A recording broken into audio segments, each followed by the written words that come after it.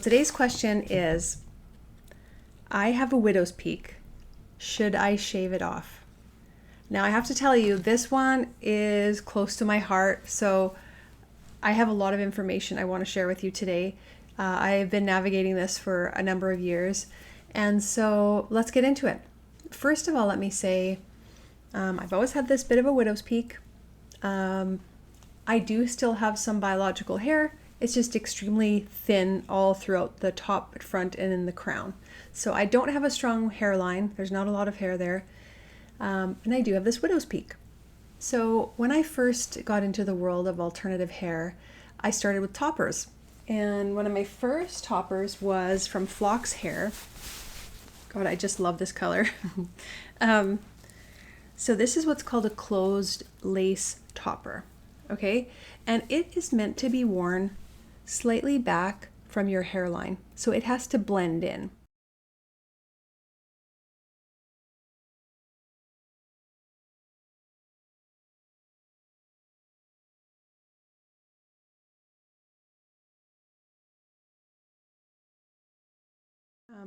The struggle for me is I just didn't quite have enough hair at my hairline to blend it properly. So I would wear this just with a topper. It just clips on the top of your head, and I would wear it just slightly back from my hairline, but my hairline wasn't strong enough. So I would end up using like this sort of hair powders, all kinds of things, trying to fill it in and trying to make it blend, which is what I was doing before I even wore toppers. So I was nervous to touch my head. I was nervous if it rained. So after a while, this just got tiring for me. Now, if you have a widow's peak and you have enough hair, a topper might be a good option for you. A closed lace topper, again, is meant to be worn just a touch back from your hairline, and your hairline can sort of blend it in, and it can cover really, really well. I've seen people that wear this, looks amazing. With my topper, I kept creeping it forward and forward and forward to try to cover this widow's peak, and then it just started really looking wiggy. For any of you that know, you know. Basically, if you start wearing a wig or a topper too far forward, that's when it really starts looking wiggy. Anyway, eventually I did have to let go of toppers and embrace wigs. So I want to talk to you about wigs. And I did get the same advice, which was when I went to wigs, I got this advice that was, well, just shave off your widow's peak or laser it or pluck it. And for some people that works. And if you don't care too much about your widow's peak, you can do that. Or if you happen to have a larger forehead, perhaps you can just pull the wig over top of your widow's peak and it'll still look fine. So there's some things that you can try.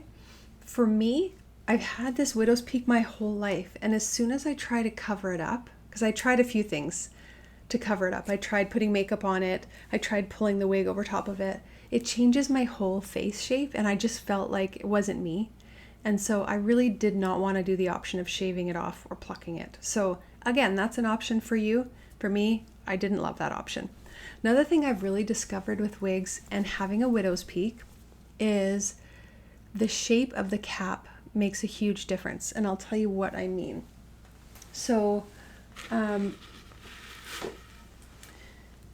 this wig that I have on right now is Raquel Welch Runway Rehearsal in Copper Mahogany, and I have got it cut. It was just a bit long for me. And I'm going to show you the cap when I take it off, but I found with the widow's peak, what works the best for me is a cap shape that is a little more rounded. So I'll show you, if you can kind of see, do you see, this is a belle tress style. And when you look at the cap shape, I don't know how to show this to you, it is at more of a point. Okay, so when you look at your caps, if you see, some are a little more straight across and some are a little more rounded. So what I have found has worked for me with my widow's peak is to let my widow's peak stick out just a tiny bit. And I also do have to cut the lace back as close to the hair as possible. And I know some of you don't love doing that, but it works for me. So what I do is I cut the lace back as far as I can, close to the hair. I put my wig on and then I pull my widow's peak out. And it sort of hides the lace. It works really well. I just find it works better on a cap that has this more of a rounded shape.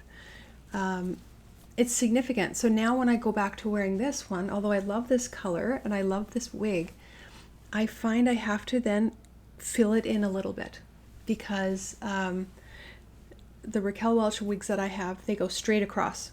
And so it just leaves too much of a gap.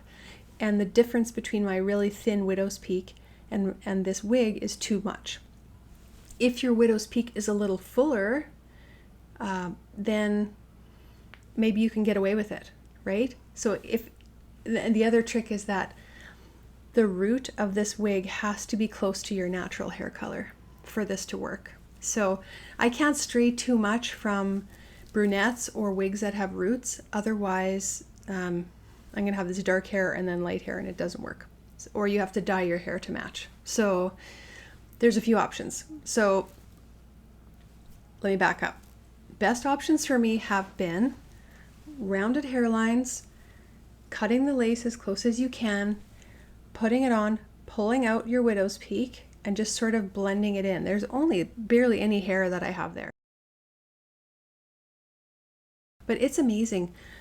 Try moving your wig just a tiny bit forward, a tiny bit back, pulling out even 3 hairs. Some on this side I have 2 or 3 hairs that I pull out over the lace. It's amazing that it does make it look more natural. So I'm going to show you. Now this wig that I have on right now, you're going to see that I have filled in my widow's peak a little bit because, again, it's straight across.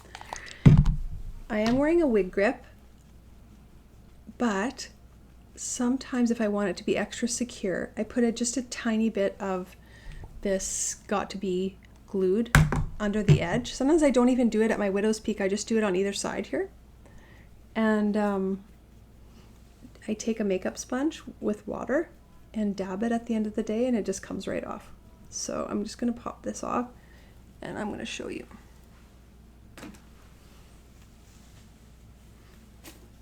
Okay, so I have, let me see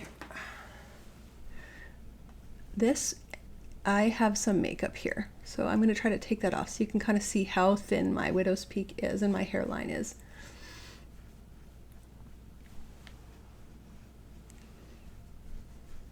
Right. Okay.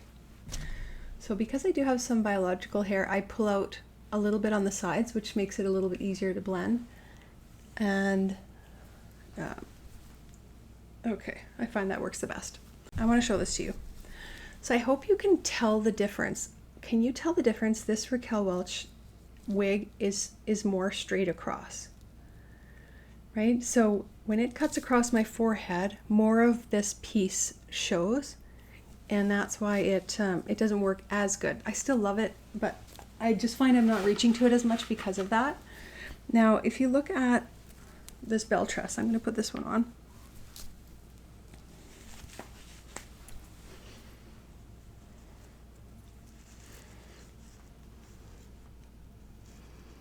So now here's the trick, is just that tiny, tiny bit of positioning, right? So let me just get this on.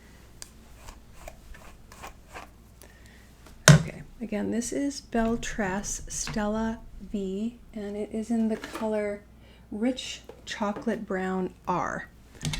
Okay, I'm going to see if you can see it, but it comes forward in the front.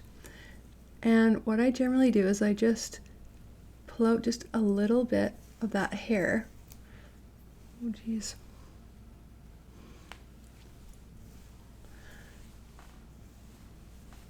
And let me just look in the mirror.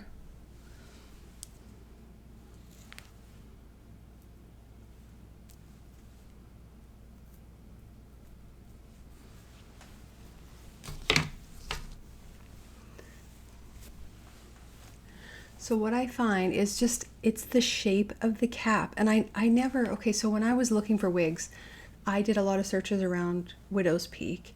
A lot of people said shave it off, pluck it. I didn't hear anybody talking about the shape of the cap. So I want you to think about that. Look at the wigs that you have. See if you have any that have a rounder shape.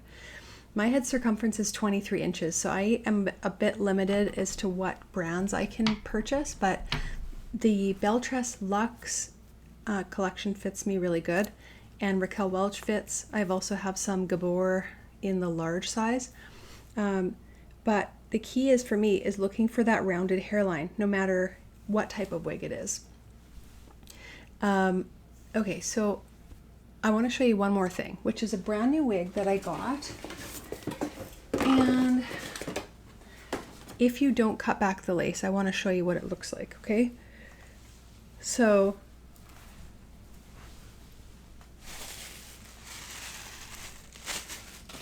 this is Beltress Piana, which is a Luxe SE collection, and it's in the color Chocolate Buttercream R. Okay, so this is out of the box. If you take a look at the cap,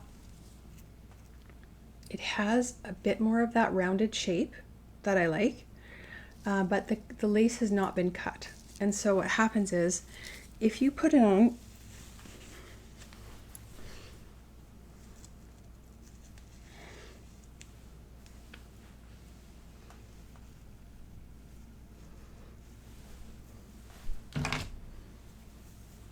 oh wow, this is wild. Okay, I have to adjust the part, I have to make it work, but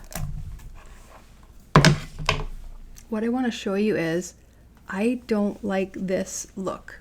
Can you see that?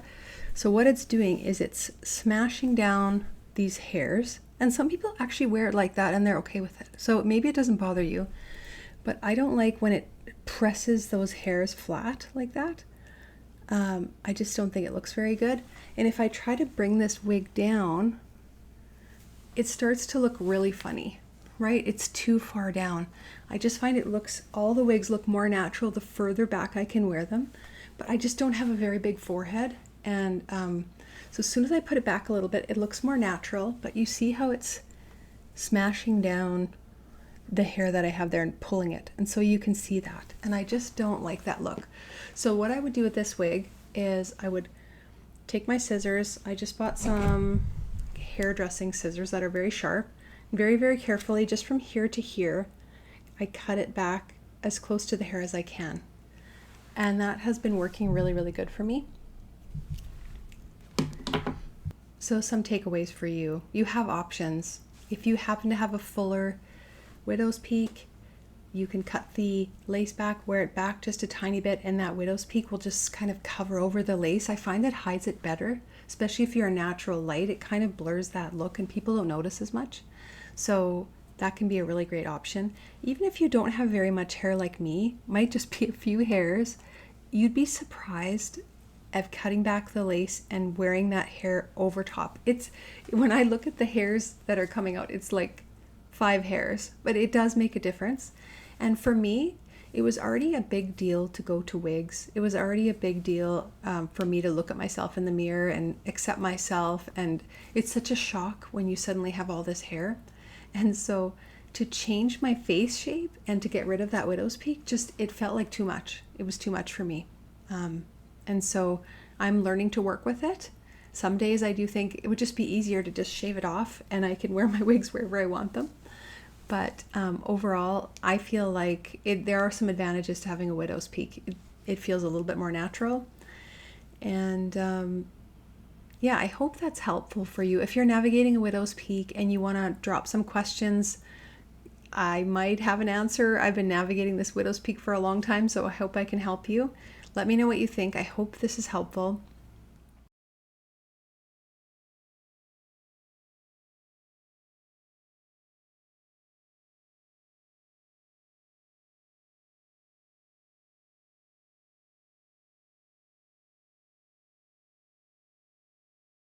Thank you for spending time with me today, and I'll see you in the next video.